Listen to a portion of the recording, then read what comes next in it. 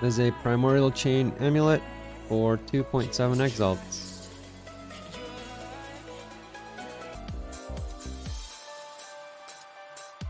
There's a 21-23 Toxic Rain for 2.7 exalts.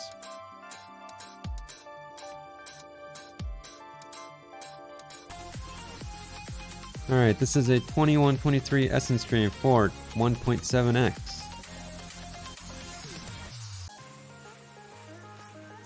This is a 21-23 Toxic Rain for 1.4x.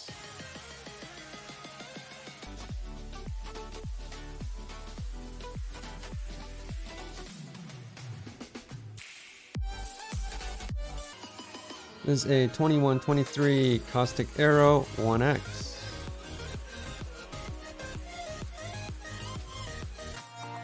This is a 21-23 Caustic Arrow for 85 Chaos.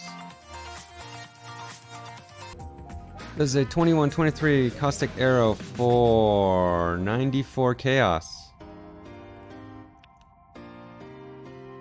Thank you. There's a +1 All Chaos Gems Amulet, 70 Chaos. This is a 21-23 Bane for 65 Chaos. This is a Vul non-hit Ring for 65 Chaos.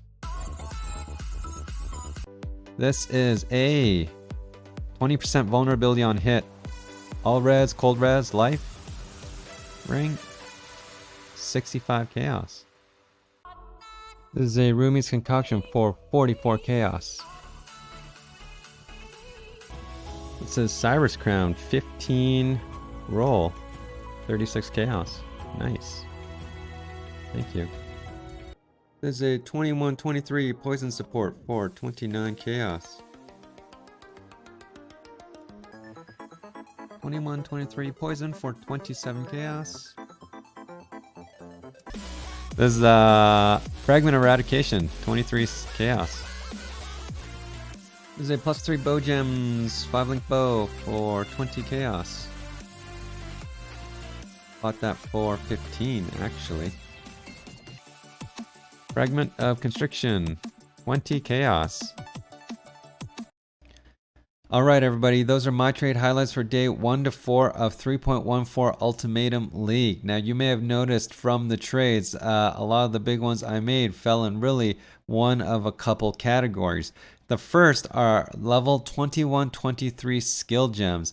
Now going into 3.14, I did theorize a strategy that I wanted to try out, and I so took it for a spin, and as it turned out, it's been working out pretty well so far. And what that strategy is using the Bitter Blossom Divination card set. Now what the Bitter Blossom card set is, it's a 3-card set that gives you a random level 21-23 Chaos Gem.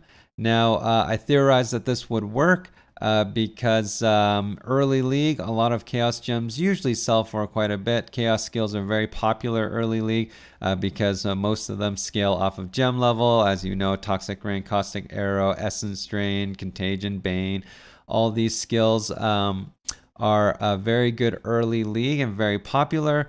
And so, you know, level 21-23 versions of those should be selling pretty well early in the league. Now, the Divination card set was a low card count. It was only a 3-card set. And I checked in 3.13 that early in the league, these cards weren't really selling for all that much. And so I thought the same would hold true for 3.14. And as it turned out, that was somewhat true. On day 1 to 2, those cards were selling somewhere between 7 to 10 C. So you're looking at 21 to 30 Chaos per set. And then on day 3 to 4, they were dropping to maybe 5 to 7 Chaos each. So you're looking at 15 to 20 C per set. Now you're thinking to yourself, that sounds pretty expensive, at least for the first few days of the league. But as it turns out, you know, a lot of the gems that you're getting sell for much more than that. So, for example, the toxic rains that you saw in my video there were selling for one I sold for 1 point something exalts, and the other sold for over 2. Caustic arrows were selling around an X. You know, a lot of the other ones were selling for a pretty high as well. And then even the really the worst ones like Wither and Withering Step and what have you were all selling for 8 to 10C, 15C even. So the it is a gamble, but over the long run, when you roll a gem that isn't good, like the worst one I think was Wither or Withering Step. I sold it for 10C, right? I invested 15 and 20, I sold it for 10. So I'm losing, 5 to 10 chaos every time I lose. But every time I win, like I hit a toxic rain, I'm winning 1.5 exalts to 2 exalts in profit. So, 150 to 200C. So if you think about the win-loss ratio, you're talking about like, 10 to 1 type stuff. I can roll these 10 times and try to hit something lucky 1 in 10. And really the odds are better than that. So I have done 20 sets of these, and I have made a little over 7 exalts in pure profit doing so over the 4 days. So I'd say it went pretty well, especially because it's something that I just theorized was going to work for 3.14 and just decided to take it for a spin when I had some excess currency saved up, and worked out pretty well. Obviously, these profits are slowly going to go down over time as these skill gems become less useful and less popular. For example, maybe a lot of people are playing Toxic Rain just for the league start and planning to switch, like myself, into something else once I get a little bit into red maps here. And so, some of these skill gems are going to drop off over time, because a lot of these skills are used specifically for league start, which for some people could be the first couple days even, or first week, or what have you. And so those profit margins are going to start to come off, but I think there's still a healthy margin for a little while. But you have to be prepared to gamble, and you have to be prepared to sort of do it in the long term. So enough times that it's statistically relevant. I mean, you certainly don't want to roll the dice once on this if you have a net worth of 20 chaos and hoping for Toxic Rain, for example, when you're very likely to get something that might not sell for nearly that much. All right, so on to the second thing was I think I sold 3 vulnerability on hit Warlord rings. Okay, and so the theory, again, these are all theories going into the league, is that Reap and Exsanguinate and all these new physical based skill gems are going to be very popular among the already popular league starts, such as Lacerate Gladiators and the other bleed type characters. And so early in the league, a vulnerability on hit ring can sell for quite a bit. And these rings, as it turns out, are actually quite easy to roll with Harvest. They are still rollable in Harvest. The only things that were removed in 3.14 related to Harvest crafting on influence items was the augmenting or exalt slams on influence items. And so what I did here was every time I went to Harvest and saw a caster roll, I would buy one of these Warlord influenced rings. At first, I was only buying the eye level required for the lower tier of vulnerability on hit, which is 20% increased effect. I can't exactly remember what that eye level was. I should have searched it up before I made this. But anyway, I was buying those, and then later on, I was buying the higher eye level ones for the higher vulnerability on hit. All of which are, sub 5C, I think, just to get the base ring. Warlord base ring, and then I would hit it with the caster craft until I got vulnerability on hit, which is also actually something that's very easy to do.